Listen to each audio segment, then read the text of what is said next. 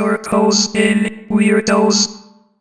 Welcome to the Dorkos and Weirdos podcast, the show where we talk to creatively strange and nerdy people. Today, I'm Kai. I'm Kai Jordan. I'm always Kai Jordan, obviously, but today I'm speaking with a guest who I've known for quite a while. Someone who I've worked on various projects that he has produced, directed, and also he's started up a community of many passionate actors and gamers alike.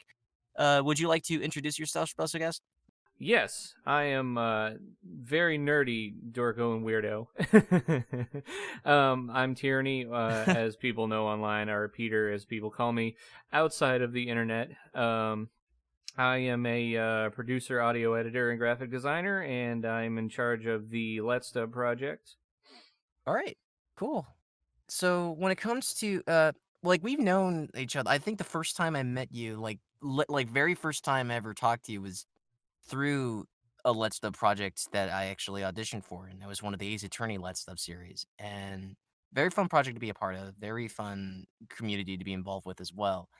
And so I was wondering, like, could you like tell me, because there are a lot of actors who have also worked with you, and a lot of actors who have had the opportunity to be a part of your thing. Are there any actors who have, or producers who have surprised you with their talents in any way? I mean, all of them, because it's like you audition somebody for a certain role, and when you don't know, who they are, outside of just what you've heard for that role, you don't really know the extent of like what their actual talents are, their range or whatnot. And I'm always consistently surprised by, you know, what everybody's range is and how well they can do with so many different kinds of characters. Um, aside from that, even some of the voice actors I've known have become, really talented directdirectors for this channel, and that's not something that I really expect out of anybody either when they're just auditioning for a role. Yeah, because like usually, because the cool thing about meeting people like that, because like it is an open opportunity. Because occasionally, like, and I've been through this process before, where like when you cast somebody, sometimes you're always going to get a sea of auditions of people who really want to be a voice actor but don't necessarily have the equipment or the the training to do so. And sometimes they pull through with decent direction, but at other times they just recorded it with a potato or inside of a potato sometimes. Oh man, I've heard my fair share of those, and let me tell you, Oh most of the boy. auditions that come in, I would say there's a like a ratio that I've noticed where it's like, I'd say 90% of the auditions that come in are just, I mean, they're people that are trying but don't really know what they're doing yet, and that last 10% window is the one that I really have to pay attention to, because that's like the competitive like bubble for all these characters and people that you really want to work with and whatnot, that have good mics and have practiced and seem to Yeah. know how to do acting and fit the characters. That's a big one too, because I mean, I've seen a lot of people who have really really clear microphones, and they obviously have talents in acting, but then they audition for the wrong character, like they don't have the range that I'm looking for or something like that. So it's a really really picky Right. competitive process in those auditions. Yeah. Exactly. Yeah, a lot of them, and it's true. A lot of, even to a lot of projects in the big industry, like, are like that usually. That's why most times when people work on a project, sometimes if they're lucky enough, they get a mentor or someone who is willing to train them in the process, or maybe someone, like, say, like, recent, like, the reason why I booked Pokemon Twilight Wings was because I had training for was because Congratulations on that, by the way. thank That's you. awesome. Yeah, it was this big thank you to I received the opportunity from the director, and I also was coached under a voice actor named Devin Mack, who had voiced in many different projects. He was in Total Drama Rama. He was also in a few, this Super Dinosaur show. I can't remember the name of it. He was also in this thing called Corsology. But anyway, really nice guy. Really helped me through the process and really brought the thing out of me, because I had a lot of training before, but you got to be open minded. You got to be willing to like take on that criticism, or the necessary notes you need to improve. But yeah, it's definitely a very interesting process. Oh, for sure. And it's stressful sometimes too, because particularly when you work with the same people, a lot of the time, one of the small issues I see that comes up is sometimes certain people have good range, but then you hear the like extent of their range, and when they audition for future projects, it's almost like you're just hearing like that person instead of the character, which I feel like is unfair to them at a certain point. That it's like, well, I can't cast this person because I don't hear the character in their voice; I just hear them. But I mean, I suppose that's what training your range is all about, is being as flexible as possible with that. Yeah, I mean, it's always it's always stressful talking to people about that too, because I feel like a lot of people don't really like understand that perspective and how you get used to just hearing the way somebody sounds, and how that can be a detriment sometimes in auditions. Yeah, because you hear a million. It's like in one case you see in on camera you see a million faces. When you're doing a directing process, you're seeing a million. You're hearing a million voices. Like when you look at the waveformats, and if it's different patterns and not just the same milk toast thing all the way through, that's an actor that's making choices, and that's something that's very intriguing. Is like, or especially like if you read a line in the same way over and over again.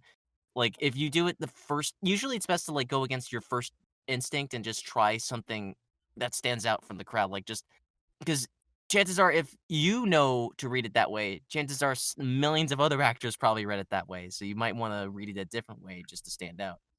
But yeah, I mean that's what multiple takes are for as well, and that's why varying your takes that you put in for auditions is so important, because if I listen to one take of an audition and I'm like, I don't really like that, and then I listen to a second take and it's completely different, I might have a completely different take on that. It's like, oh well, I didn't like the first one, but if they go this direction, then maybe this person will be castable in this role. So that's, I mean, that's where all these different takes, auditioning with different takes comes in, and just trying out for many different roles too, instead of just one, and varying your tonality, so you're not just monotonous all the way through. Right. Now, as I mentioned at the beginning, like, you've taken up the role of director and producer for various projects in your YouTube career, whether it be Let's Play or Let's Dub, or even just the various parody projects and whatnot. So, like, I would ask if you were offered the opportunity to like direct your very own cartoon, anime, game, or what have you, what genre would it be and why? What do you think? What genre would be your strong suit? Like, say, like, man, I could if I got this, I know exactly how to do it, and I know exactly this would be right up my alley. Oh man, visual novel horror actually, which brings me, that's what comes to mind the most, because visual novels for sure, because that's what we do a lot of, and that's what I have the most experience with. But that brings me back to when we were dubbing the game Sai no Uta, and which I consider one of, in my opinion, one of the best dubs that I've ever done, and the one that I had the most fun with and thought that came out as good as it possibly could be at the time. And that was a visual novel horror game, and I just had so much fun with it. And I don't know what it is about horror, but creating atmospheres and making people uneasy seems to bring out it seems to bring out the best of the editor, which in that case would be me. It seemed to bring out the best of me, and also a lot of the voice actors that are in it that seem to really want to put their best foot forward to get these scenes across. And that one of the things that made that particular dub so nice too is that everybody was just like a community. Everybody that was working on it, because it's like, oh, we're going through this screwed up story together, and we're gonna come out of it together. And we're all doing such a great job, and it was really sad when it was over because everybody was so close together on it. It's like one of those things, like when you go through hell with somebody, you come out stronger on the other side, if that makes sense.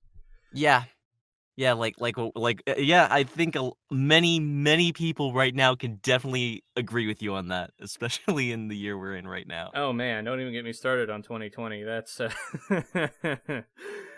oh man. We all thought 2016 was bad, but here we are.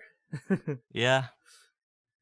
With your point on horror, yeah, it definitely is true that it does bring things really good out of you. Like, it is a like, I was watching this Eye Patch Wolf video recently, where he was analyzing it was called The Manga That Breaks People, and it's based off this manga called Trail of Blood or something like or Bloody Trail, whatever it is. It's like this mom who's very mentally unstable and just very overprotective and does things that are very alarming, and it's something that that really thrives on the concept of emotion. Like, it's very interesting because people think of horror as like, oh, it's just like trashy pulp things like Michael Myers comes out in Halloween 6 and it gets stopped by a bunch of stones and whatnot, whatever. But what's really interesting is that if you take a look at other properties like, say, Trail of Tears or any Junji Ito manga, or even one of my favorite horror films, Hereditary, it can be used as a means to communicate a point of like very, very taboo subjects and very uncomfortable things to deal with because that's horror does make you feel uncomfortable, but it brings out very thought-provoking ideas like how like how you could lose control of your life or just really unsettling thoughts, stuff like that. And it really does work. I agree with that. Oh yeah, and I mean the other cool thing about that stuff is it communicates to people who may actually be going through that stuff that they're not by them, they're not alone, and somebody else that has written this material has experienced the same kind of thing as they have. I feel like it helps on that note sometimes. I mean, my favorite, I want to say my favorite horror writer, especially as far as visual novels are concerned, is definitely Gen Urobuchi. Um, I love. I was a little skeptical when I started watching like Madoka Magica, but by the end of that, I really loved that series. And of course, Sayano Uta, one of my favorite things. And I mean, it seems like everything that he puts his name on is something special. Honestly, that's my experience with him. Yeah. Yeah, yeah, no, yeah, exactly. Like, I remember someone telling me that my first anime was Madoka Magica, and I'm like, "Oh, you poor thing." Not saying that, like, as in, like, no, it's a good show, but that's like recommending someone to watch Evangelion for the first time. That's like that's not a gateway thing because it's like it scars you and it just leaves you thinking, I'm just gonna walk around my room for 5 minutes because, oh, Oh, yeah, or like Elfen Lied or something like that. It's like don't recommend that for a first time anime watcher. It's pretty awful. yeah, Like, I'll be honest, I've never finished that series mostly because it was a bit much for me. Like, it contains animal yeah. violence, and I don't do that stuff on movies. It's too much for me. If it's animals or eyes, like I'm out. Yeah, especially I mean, I almost didn't like. That's kind of the reason why so many people say like, "Oh man, John Wick, you gotta check this out." Oh yeah, what's it about? It's a guy that shoots a bunch of people. Yeah, and it stars Keanu Reeves. Yeah, because he's pissed because they killed his dog. I'm like, no, I'm, I'm not. No. Well, I mean, I love all three of those movies, but I do agree that that part at the beginning of the first one really kind of scarred me a little bit, and I wasn't sure at that moment if I wanted to watch the rest of it. Yeah. I mean, that was one of those rare cases though where I'm glad I did, because I did think all three of those were pretty amazing. Yeah. And God help you if you're a dog in the JoJo universe. Oh man, I hated that too. Like I JoJo wasn't really my cup of tea, like in general, but yeah, what the thing that happened in the first episode really put a bad taste in my mouth. I was like, it seemed like this kind Yeah. of fun, lighthearted sort of action anime series, and then they did the thing with the dog, and I'm just like, oh, come on, man, you could have done without that, really. Yeah. And the sad thing is that's not the first time that's not the last time that happens. That it Really happens so now many times. Yeah. that happens In more fucking than part once. 3 especially. Yeah. Ugh. Yeah, that's Araki Sensei's way of saying, "Hey, you should hate this guy." That's his that's his strategy for that. Well, it works. I mean, I will say that. Yeah. Yeah. Ugh, now I'm kind of glad I didn't watch too far into that series. It's, in my opinion, and I mean, JoJo fans might hate me for this, but I really think JoJo is just Dragon Ball Z on crack. That's the way I look at it after watching about maybe 10 episodes or so. I would say that, like, I kind of feel like that Baki is JoJo on crack, just without supernatural stuff in it. You ever heard of that? I've heard of it. I've never watched it. What's that one about? Baki is this anime about this dude who's all like skilled in martial. It's people who just like to fight for the sake of fighting, and it's the most over the top shit. Like, to explain, it's hard to describe, but like one of my favorite scenes is this one out of context scene where a dude gets a dude with an eye patch who's like really skilled in karate or some shit. Who's played by Steve Bloom. He gets he gets his hand cut off, and there's a moment where he explains, for years I trained against a bamboo tree, all that stuff, and I kept breaking my hand. It was so frustrating. But now, and something like that, and then he punches the dude he's fighting with his limbless arm, and it's it gets crazier than that later. That sounds ridiculous. I gotta take a look at this. Yeah, there's also a scene. There's also a scene where a dude fucking blows out like a guy's entire intestines and guts out of his ear. And there's another moment where a really tall guy, a really old guy who's really strong and shit, he horks up a grenade and blows up a dojo and blows up a dojo. That's just, oh my god, some out of context. It's all on Netflix, and it's glorious. Okay, yeah, definitely have to take a look at that. I'll put that on my list. Yeah, I mean, I thought Berserk had some ridiculous stuff, but that sounds way more over the top. Yeah. Oh man, Berserk. That I wish it had a better adaptation. Like like the 1997 one is pretty solid. Well, it has like its limited animation issues, but I still think it's pretty fun, regardless. But man, it's just that 2016 anime really makes me mad. Like the way that it turned out, the way it did. So I haven't watched it all the way through, but I've seen bits and pieces of the original and the new one, and I'll be honest, the animation in the new one really pisses me off. Like, it looks awful. Yeah. Yeah, it makes me mad too. Yeah, it's one of these days I'll go through the original. I mean, I do like really actiony animes like that, you know. But that, I mean, it's been on my list for a while. I'll get around to it. Yeah, it's definitely on my manga list. It's just I'm waiting for more proper translated issues to be released and syndicated, so that way I can actually so I can experience the story the way it was meant to be told. I read one volume and I liked it fine. I just haven't read the entire thing but I do like the character of Guts, and I do like the world it's in, and yeah, yeah, it's this is an occasional thing. There are times where you work on a project, sometimes things just don't go according to plan. But then there are other times you wonder, man, what could have been? Like, so I gotta ask, like, what are some uncompleted Let's Dub productions or just YouTube projects in general that you saw the most potential in, and what hiatus or cancellation just really stung you the most? Oh man. Well, I would say Danganronpa 2 is definitely on the top of that list because we worked so damn hard on the first one. And I mean, we worked on it for 3 or 4 years. Finally got it done. We're like, all right, we're gonna go on to Danganronpa 2, and then we cast it, and it just never took off.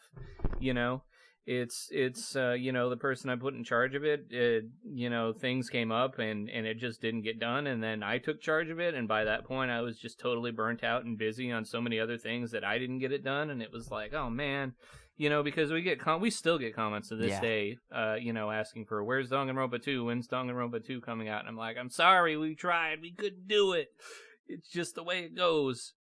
And Corpse Party is another one. I passed Corpse Party between 3 different people, and none of them managed to get it done for various reasons, you know. And I mean, I'm not mad at anybody. I mean, this is not paid work. It's volunteer work, so this stuff is going to happen. Yeah, I mean, I really wanted that one to turn out too, and we just couldn't make it work. But aside from that, uh, there were some that I've been in the middle of that, I've had to put on hold recently because I'm just doing way too many things right now. It's like I'm planning for a new project in the future, and I have to finish the current projects that I'm doing, and I'm going back to school for audio engineering next month, and on top of that, working 2 jobs. It's like you only have time and energy for so many things at once. That said, I do my best to finish everything that I possibly can, and I mean, we are going to finish Ghost Trick, and we are going to finish Investigations Case 4, and in regards to Case 4, we... As much as I would like to do Case 5, I've also decided to sort of skip that, not just because I'm overwhelmed right now with so many things that I'm doing, but because Case 5 is a long freaking case, and honestly, I would say it's one of my least favorite cases in the entire series because of how long it is and how tedious it is to get through. Right. For sure. So I wouldn't say that one's disappointing per se, but, I'm going to get a lot of people asking me about that too. Right. I've been in that position before as well, where like I've had to end projects just because I realized like there's this one project I did that was a comic drama, and I had a lot of fun working on it, and the cast was coming together really solidly. Like we had some really good talent, but also the process of casting was kind of a pain in the ass because I had to surf through a bunch of really terrible auditions, and I had to actively email people to join in. They were really kind about it, thankfully, and a lot of them were some really talented folks as well, but the thing is, the project just became too ambitious and too big for my britches. So I was just like, I gotta drop this, and I was transitioning into doing video essays and stuff like that because I just had more passion about talking about media that I liked, and that was just the way to go. So it really is just a matter of sometimes you just gotta give and take. I'm at least glad that we finished that big part of it. Like, I think it's very important to have those small victories in regards to that. Like, you say, "You know what? Like, we didn't see it all the way through, but at least we made it this far. At least we got that done, and we were able to see it through to that part." Oh, definitely. I mean, and with this whole editing, producing process, you have to take the small victories. Like, if you don't take the small Mhm. victories for what they are, you're just going to burn out fast. Like, you take it step by step, and it's like, okay, I got half an episode done today, or I put up the casting thread, or, I got some lines in and I put them in the episode. It's like, you have to take it step by step, or really, like I said, you're just going to burn out, and you're not going to want to do it anymore because you're taking everything on at once. That's something you really learned from doing all this stuff for so long. Yeah, there have been game developers out there, not to name names specifically, but there's one in particular that got so burnt out that he ended development on a sequel. Because, like, he was just getting a lot of heat on Twitter, and because he was I think he was, like, in some kinda he was in it was a dude who worked on an independent game, and then he got so burnt out on it because, like, he was on this documentary, and then everyone was so there were some people who praised it, some people who criticized it, and he did not take the criticism well on Twitter at all, so and that just cultivated in the destruction of that sequel game. I mean, that's just the standard case of just getting too overwhelmed, like you mentioned, taking everything at once and only focusing on the negative. I mean, you can't do that either because, where there's one negative comment, there's many, many good people that or many, many people that are positive about your work. We have dealt with that in Let's Dub a long time over the years. The biggest thing being with, we started out mostly just doing Ace Attorney dubs, and we would have a lot of fans. Later on along the line, we tried to break away from that a little bit, and we had directors and myself who tried to do different things like Exactly. 999 and Cartagra and Danganronpa and things like that. And we would get a lot of fans on those videos saying, what is this? Where's Ace Attorney? And it really, especially the other directors of the other series, really bothered them a lot because they put a lot of work into what they were doing and people just wanted to see Ace Attorney. And eventually we ended up just making that into a gag because it was happening so much, and that sort of quieted that down a little bit, and everybody felt better about the whole thing, after it just started becoming a joke. And I feel like sometimes that's what you have to do with the negativity as well, is just take it as a joke, don't take it so seriously, and move on and just do the best you can with what you have. Words to live by. Yeah, for real. So, and Yep. in terms So of Where's Ace Attorney just is when now. oh, Sorry, go ahead. no, finish your thing. I didn't want to interrupt you there. Oh, Sorry. I was just saying that Where's Ace Attorney is a gag completely now, and people don't even comment that stuff anymore because it's a gag. Yeah, exactly. Yeah, because that's the thing with memes. Like, once you acknowledge that it's a meme, it eventually dies out. That's the funny thing, because like as soon as if you refuse it, you only give it more power. When you acknowledge it, it dies out eventually. Exactly. I mean, everybody has a laugh about it, and then it's gone. Just like a meme, How long do memes last these days? Like 2 months if it's like a pretty solid one. I mean, Steamed Hands is still around, but that's just because that's a meme that takes effort. Yeah, I mean, I'm thinking about stuff like Ugandan Knuckles, which really didn't have any reason to exist, and that lasted. that had a decent length to it. Yeah. In any case, Oh. I mean, I think that was around for about 5 or 6 months before it died out. Oh, poor Gregzilla. Like, I saw the video that was from, and I'm like, oh man. I'm like, wait, why is this trending? I'm like, oh, that's what they're doing with it? And then, like, the first thing I saw of that meme was the animator who made that drawing of Knuckles was just like, that's it. And then he just takes a screenshot of muted words. Do you know the way? Ugandan Knuckles. And he's just like, I'm not listening to any of this. Yeah, there's a good video out there about that. I can't remember the username or the exact title of the video, but it's something like why Ugandan Knuckles doesn't make any sense, and it's a 10 or 15 minute video about where Ugandan Knuckles came from and why everything that came together to make it shouldn't have come together at all and has no relation to one another. And somehow it just randomly created this derpy little thing. I love videos like that where they just break down things that like the process of stuff that just doesn't, like, this should not work, but yet it does, or this is why this thing didn't work at all. So let's talk about it. Like stuff like Matt McMuscles' series, What Happened? And just various things. Well, that sounds like a funny series. What does he do? Break down memes or something? What Happened, or What Happened, as it's titled on YouTube, is a series where Matt McMuscles, he used to be a part of a group called Team Zaibatsu, aka Two Best Friends Play, before they split up. Was Uberhex or Nova on that team? Or was that somebody else? Oh no, that was someone else. Oh, okay, gotcha. Anyway, you were saying?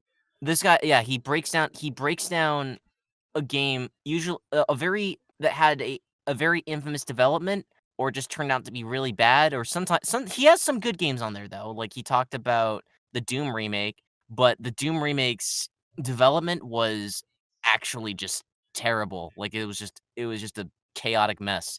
And he also one of my favorite episodes is when he did one on a game called he did one on Duke Nukem Forever, and how they kept changing engines over and over, and how the George Bessard was just really struggling to get this game together, and just kept saying really dumb stuff towards the studios.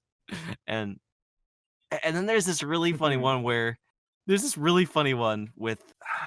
it was on Too Human, and how salty the studio was. Like they say, we're suing this studio for like giving us a really crappy engine, and the engine studio clapped back by saying, no, we're in the right. Also, no, you stole our engine, and you have to abolish every copy of the game for damages. Good God. That sounds like a freaking mess. Yeah. that's what that series is about. Well, and then so that whole developer thing, that was Duke Nukem Forever, you said? Yeah, that one I just talked about was for Too Human. Oh, I see. Yeah, I don't remember hearing a whole lot about that one. It must not have gotten a great reception. No. No. Very lukewarm to just downright awful at worst. Sounds like yeah. Sounds like the exact reception that came out for Duke Nukem Forever as well. Yeah. Yeah, got that one as well. Just like, because George Broussard, the developer for that one, was just having a hard time, and just like they kept changing engines over and over as the time came around. It was just not gonna, and like no matter how much hype was building up, it was just gonna lead up to its inevitable disappointment, which was really sad. That is really sad. Yeah, one of your earliest Let's Plays was like Pokemon Volt White was made in 2011. That was one of the earliest videos you ever saw, like going back in your catalog.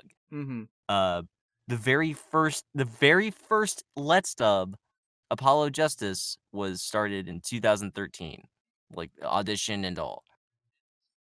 As you've helped create more content through the years, what are some highlights you've experienced and hard lessons you've learned along the way? Oh man, gosh, highlights, huh? Well, I mean, I could go on and on with highlights, as far as stuff that happened during production and whatnot. Lessons I've learned along the way. There've been a lot of those too. When I first started out, doing the 999 dub that we did, which was my second Let's Dub that we ever did. I started out that one playing the main character because I didn't want to add the extra effort of having to put in each and every line for a character that has tons and tons and tons of lines. But I quickly learned from comments and criticism from people that were working with me that playing the main character yourself is hardly, if ever, the best idea. Don't consider myself a voice actor, and I certainly wasn't back then.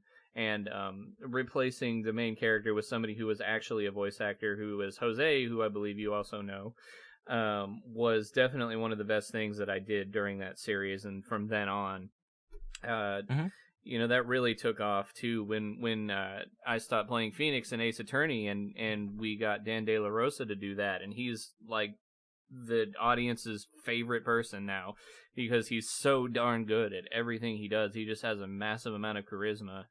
Not to mention a clear microphone, of course, that also helps, but he's got a massive amount of charisma, and he's really good at ad-libbing. And I mean, I think he was one of those actors that really started our focus on ad-lib sections, off-script stuff that characters would say. I mean, we had a little bit of that beforehand.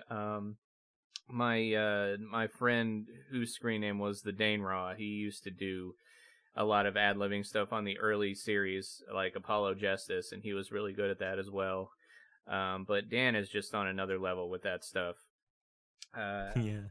So definitely that. One of the other things is not to cast early was something else that I learned, and people tried to hammer in my head years and years and years, because it's like I would put up a casting thread and in the early days, and somebody would audition, and I would be like, oh, well, I mean, that's exactly the voice I need. I'm just going to cast that person. Well, that's not how things work.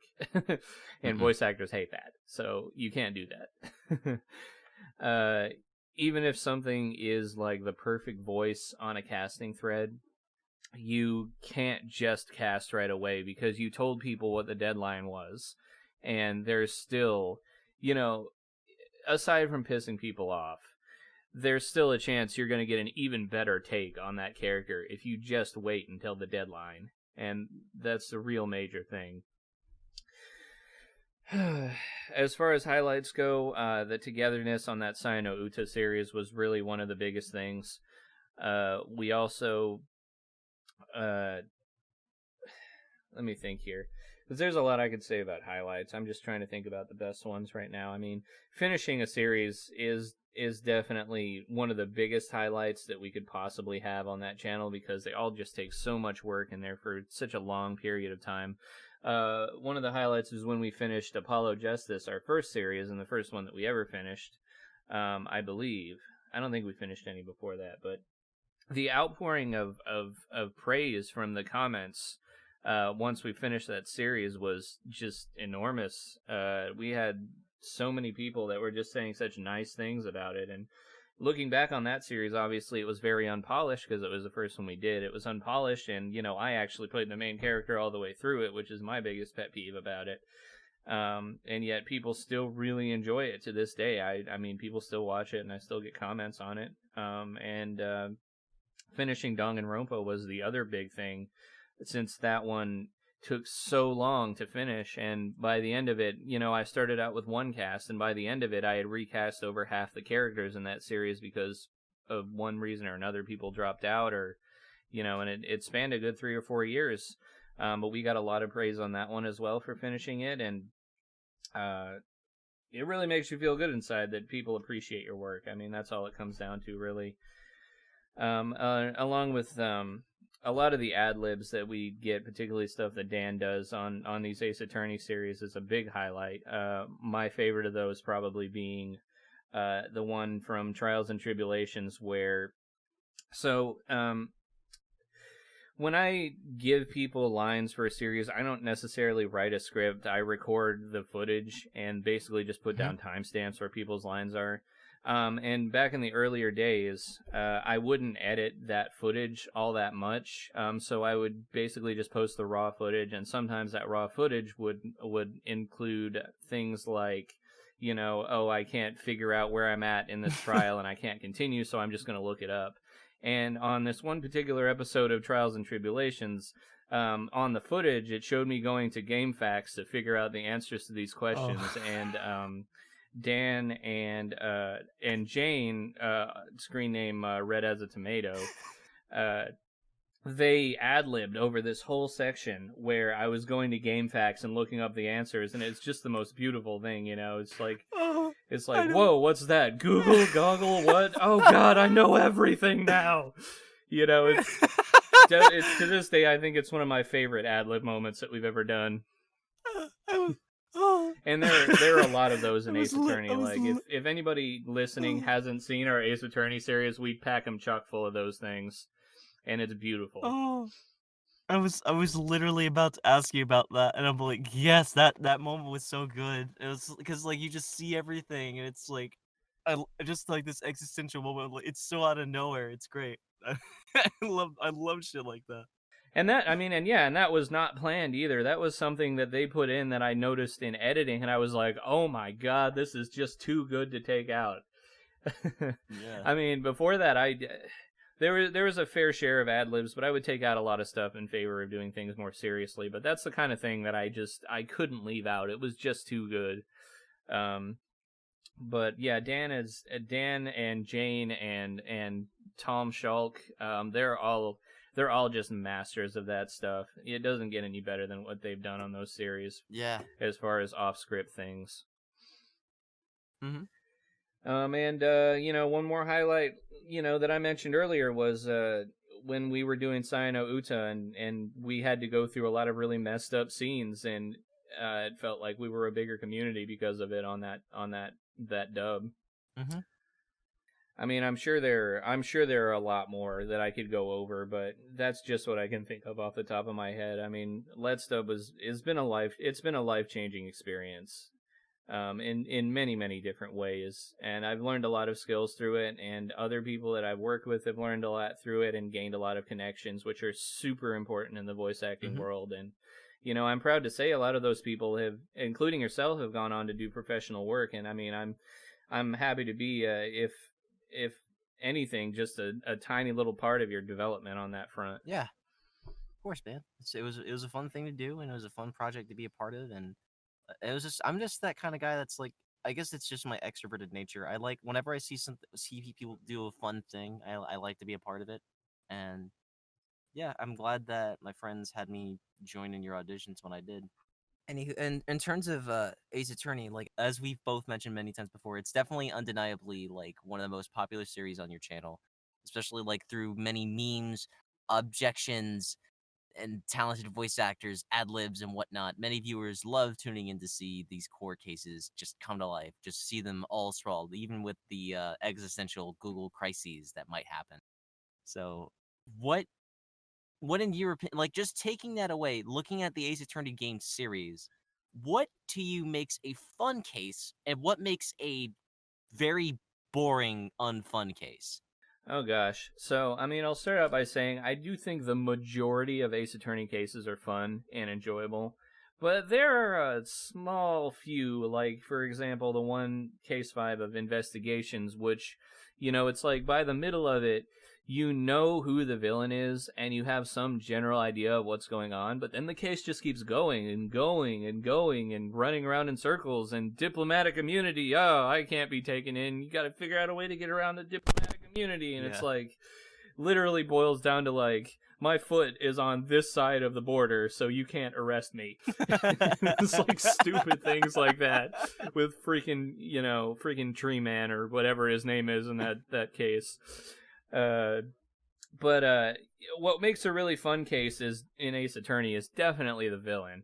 Not knowing who the villain is obviously makes the case fun, but once you find out who the villain is and they reveal like their villain personality, I think that's ultimately the cherry on top of a good case for me. It's got to have some air of mystery. Like the villain's not automatically obvious. The breakdown's got to be good. The new villain form that they're so famous for has to be good. And just general dialogue and banter and. Not just going around in circles with the same amount of logic is generally what makes a case great. And I would say, I think my favorite Ace Attorney game actually is Phoenix Wright versus Professor Layton, which I wish we could have dubbed at some point. I wish we could have gotten around to that because I feel like that game, as far as twists and turns and dialogues and fun puzzles and things like that, is definitely above a few of the other ones for sure. I'm kind of a sucker for crossover stuff too, so that definitely helped. Yeah. I think one of my favorite things in that game was this character who's just a drunk that just keeps showing up in like every single trial. And every time he shows up, it's just this collective, oh god, not that guy again feeling. And I love those kinds of characters as well when those pop up in games. Like the annoying dog in Undertale or, gosh, let me think here. I can't think of any more off the top of my head, but yeah, this drunk guy has got to be among the top that I've seen in these games. I think there's someone in Zelda. Grasshead in Crosscode is another good example of that. Okay. Crosscode, yeah. It's a game that came out about 5 years ago. That's sort of like it's a pixel-based game where you play a character who has amnesia and essentially gets trapped in an MMO. And the mystery gets revealed as it goes along, but it's got like a fun combat system. Right. Among other things, and they make a lot of commentary on the way that MMOs work and whatnot. It's one I've been playing recently. It's really enjoyable, and I'd recommend it. I think it's like $20 on Switch right now. Yeah, most of my experience with the Ace Attorney games, like I've yet to play one myself, mainly just because I barely touch my 3DS game unless I'm playing a Mario and Luigi RPG game or something like that. It makes me sad just thinking about that, just because that Alpha Dream is no longer a thing anymore, and that makes me sad. But like I've seen many people just like just meme about it in different ways, like just seeing those early comic dubs from the VG Cats adaptation with No Name, or just various pieces of media. It's just it was a weird anomaly of a series that I had very fascinations with, and it was the first time I ever heard of a visual novel, at least to my extent. Because I've played games like that before that were fighting games where you make choices, but yeah, it's definitely an interesting thing, and yeah. Well, I'd recommend if you do get into the series, I'd recommend definitely starting with the first one. But after you do the first one, I feel like you can do whatever order you want with it. In my opinion, I feel like, outside of Layton versus Phoenix Wright, Trials and Tribulations, the third one, is definitely the best out of the main series. Ace Attorney 5 was pretty good too, but I'd say Trials and Tribulations definitely the best one. Apollo Justice is also pretty good. I feel like personally I've already dubbed the ones that I consider the strongest in that first 6.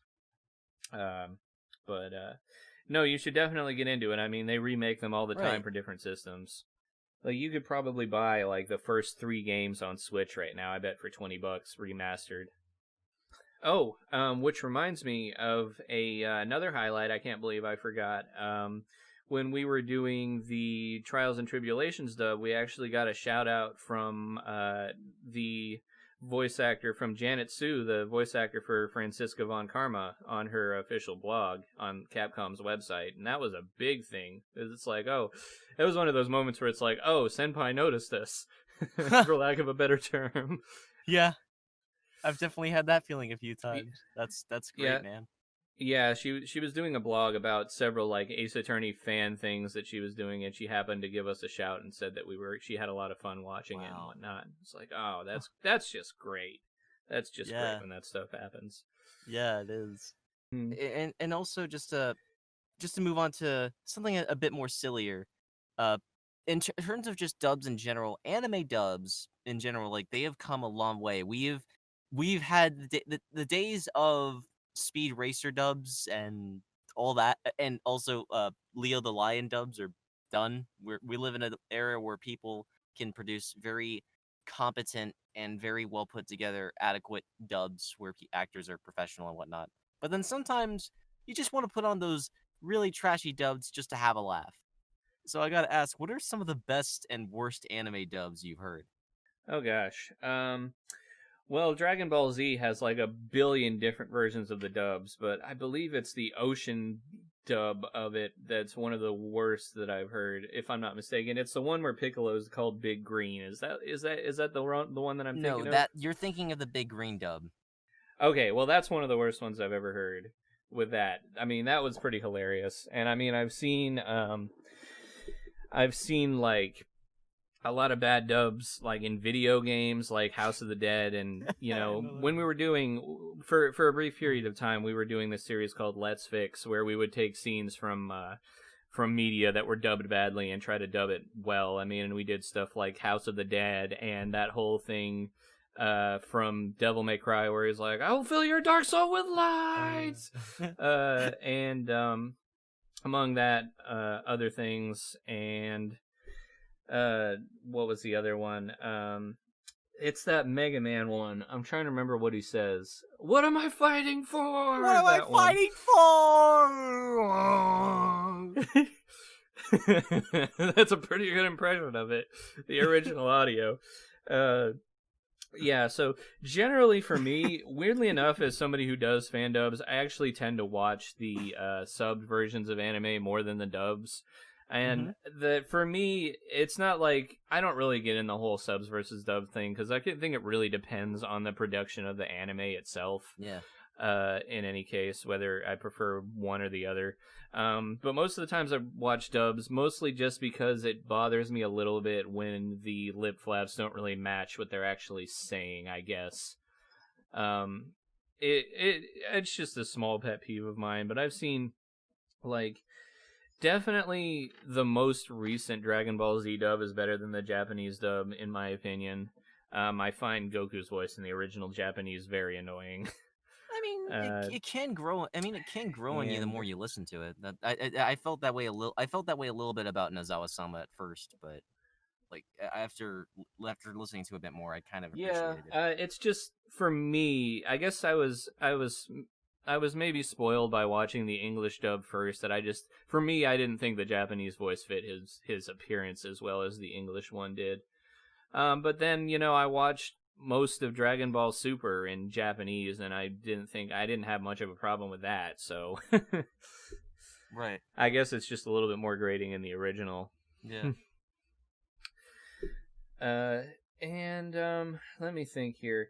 Yeah, usually it's hard for me to say like what anime I've seen that's had bad English dubbing, because usually for me, unless the dubbing is hilariously bad, like I just like won't continue with it if it doesn't sound good or if it's grating or something like that. So it's like I don't spend enough time with badly dubbed anime to really have a list. Because usually one way or the other, I've found if you don't like the English dub, the Japanese dub is fine, or vice versa. But I also acknowledge, like, sometimes the reason why they usually turn out that way is because of, depending on the time that they're made, like, usually they don't have a lot of materials, or they just don't know how to dub at that time.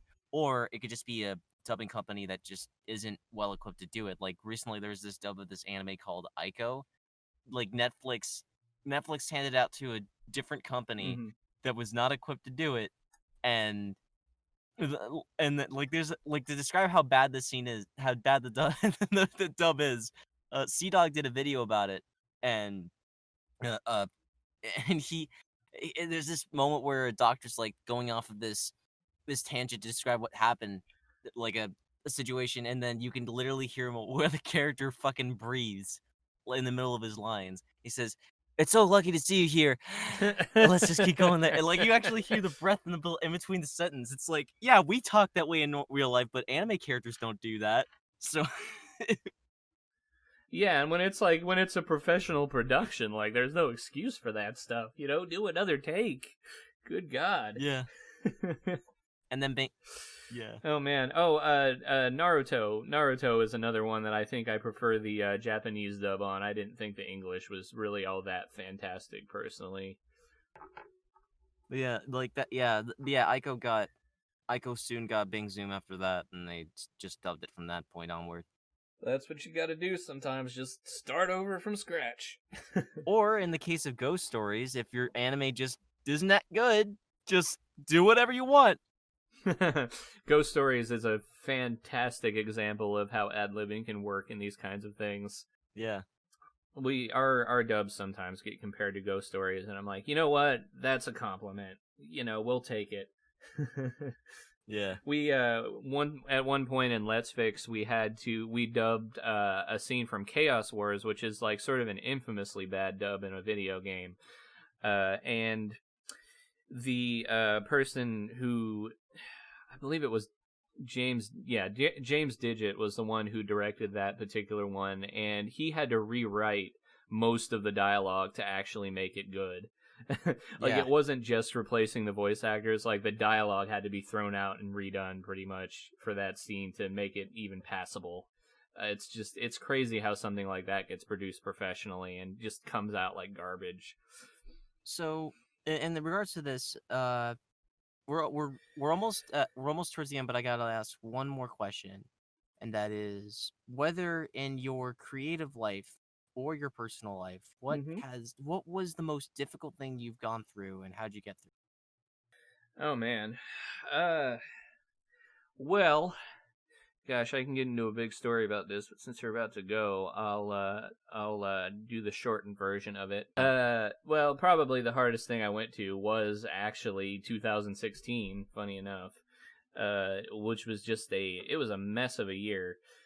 Because towards the beginning of the year, my dad had some health issues, and while he was like several states away, and that was one of the hardest things I had to deal with just in general. But it was like he had some health issues, and then fortunately he was okay in the end. And once we finally got back to town, I got broken up with, and that was also fun.